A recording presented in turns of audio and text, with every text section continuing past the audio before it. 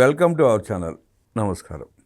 మద్యం కుంభకోణం కేసులో A9 కిరణ్ కుమార్ రెడ్డి దుబాయ్ నుండి శ్రీలంక మీదుగా శంషాబాద్ వచ్చినప్పుడు సిట్ అధికారులు అరెస్ట్ చేశారు. అరెస్ట్ చేసి కోర్టులో ప్రవేశపెట్టారు.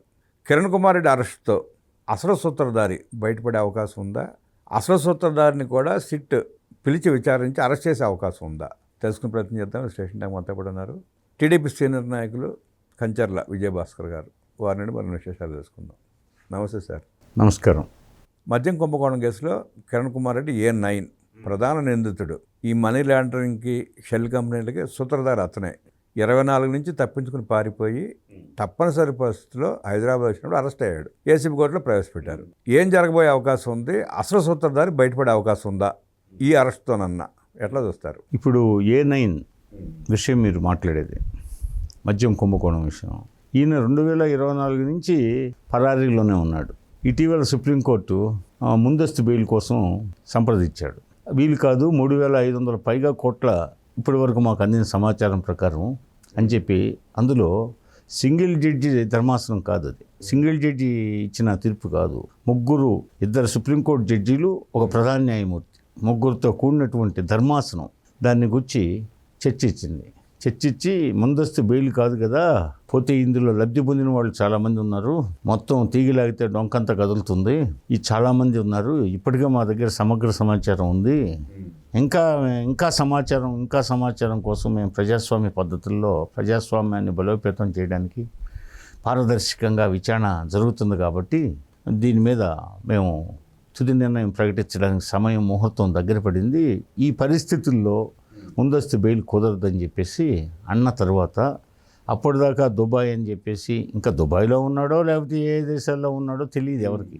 రకరకాలుగా మీరు అన్నట్టు షెల్ కంపెనీలు, మనీ లాండరింగ్లు, వీటిల్లో నిష్ణాతుడు. పైగా ఆయన పేరుతోనే డొల్ల కంపెనీలు ఉన్నాయి, ఆయన పేరుతోనే ఉన్నాయి. పైగా ఆయన మిత్రుడు అంట, ఆయన పర్సనల్ మిత్రుడు. ఈయనేమో రాజకేశ్ రెడ్డి శిష్యుడు.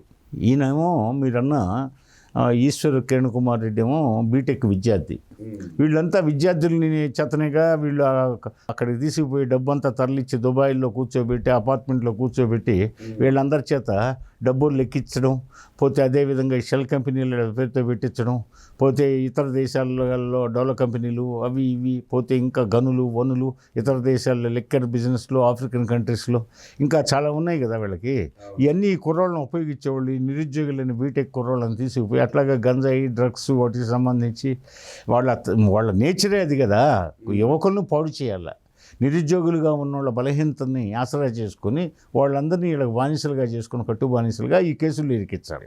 అదేవిధంగా ఉన్నతాధికారులను ఇరికించాలి. కానీ గమ్మత్తుగా సూత్రధారులు తప్పించుకుంటున్నారు, పాత్రధారులు అందరూ అరెస్ట్ అయిపోతున్నారు. ఇప్పుడు వరుసపెట్టి అంతా విద్యార్థులు అమాయకులు బలవుతున్నారు. ఒక రకంగా జీతం కోసం లేదా పర్సనల్ కక్కుర్తిపడే చేసే పనులు చేసిన వాళ్ళు అరెస్ట్ అయిపోతున్నారు. అసలు సూత్రధారి ఇంతవరకు విచారణ కూడా పిలవాల ఇంతవరకు సిట్.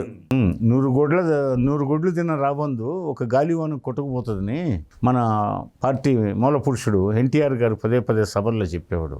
ఇక్కడ పాపం పండింది, ఇంచుమించు విచారణ తుది దశలో ఉంది. దరిదాపు అందరూ ఇంచుమించుగా దొరికారు. పోతే సుప్రీంకోర్టే వ్యాఖ్యానించింది, త్రిసభ్య ధర్మాసనం వ్యాఖ్యానించింది ఈయన ముందస్తు బెయిల్కి వీలు కాదన్నది. అంటే సుప్రీంకోర్టు మదిలో పూర్తిగా అవగాహన ఉంది అనేది ప్రజలు సుప్రీంకోర్టు ఆలోచనని, ప్రధాన న్యాయమూర్తి యొక్క ఆలోచనని వేణోళ్ళ హర్షిస్తున్నారు ప్రజానికి. ఈరోజు ఆంధ్ర ప్రజలు కానీ ఇతర రాష్ట్రాల్లో ఉండే ప్రజలు కానీ, అయ్యో ఇంత సమాచారం ఉందే, తీర్పు ఇచ్చే ముందే వీళ్ళ దగ్గర, భవిష్యత్తులో తీర్పు ఎంత భారీ ఎత్తున వస్తుందో, ఇంకెన్ని వేల కోట్లు వస్తుందని ప్రజలు నిరీక్షిస్తున్నారు సుప్రీంకోర్టు తీర్పు కోసం. ఈ నేపథ్యంలో ఈయన బెయిల్ రాదని తెలిసింది. పోతే ఏం చేయాలో అర్థపట్టలేదు. ఇంకా అత్యున్నత న్యాయస్థానాన్ని తిరస్కరించినప్పుడు ఏం అర్థం కాలేదు.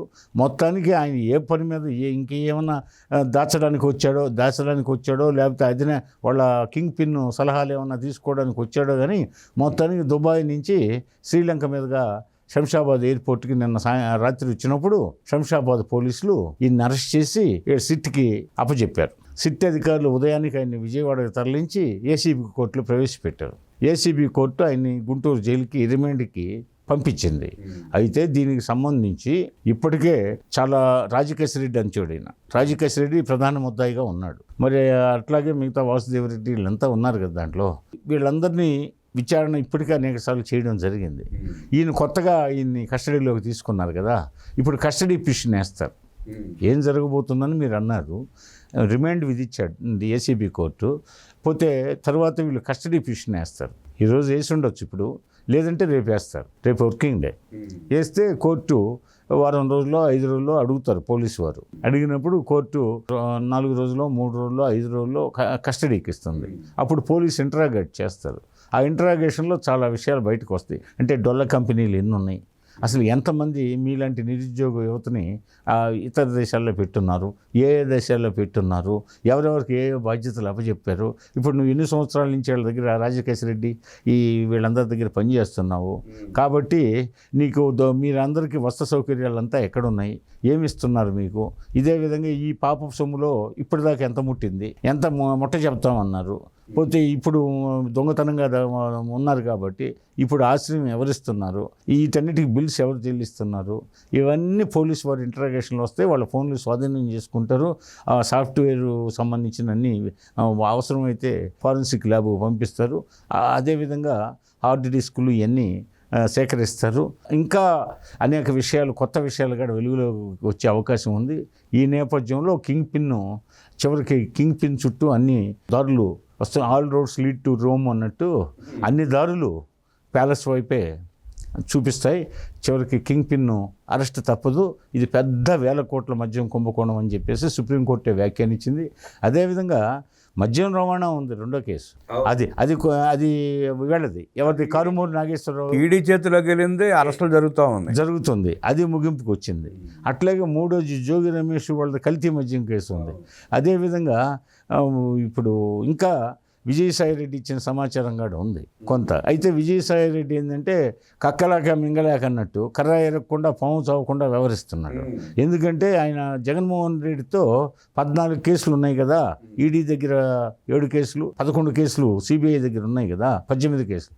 వాటన్నిటిలో ఎక్కువ కేసుల్లో ఈయన నంబర్ 2గా ఉన్నాడు, A2గా ఉన్నాడు. కాబట్టి అక్కడ కోర్టు కేసుల విషయంలో పరస్పరం ఒకరికొకరు సహకరించుకోవాలి. కాబట్టి ఆ విజయసాయిరెడ్డి కొంతవరకే ఇది అవుతున్నాడు, మిగతా పూర్తి స్థాయిలో కావట్లేదు.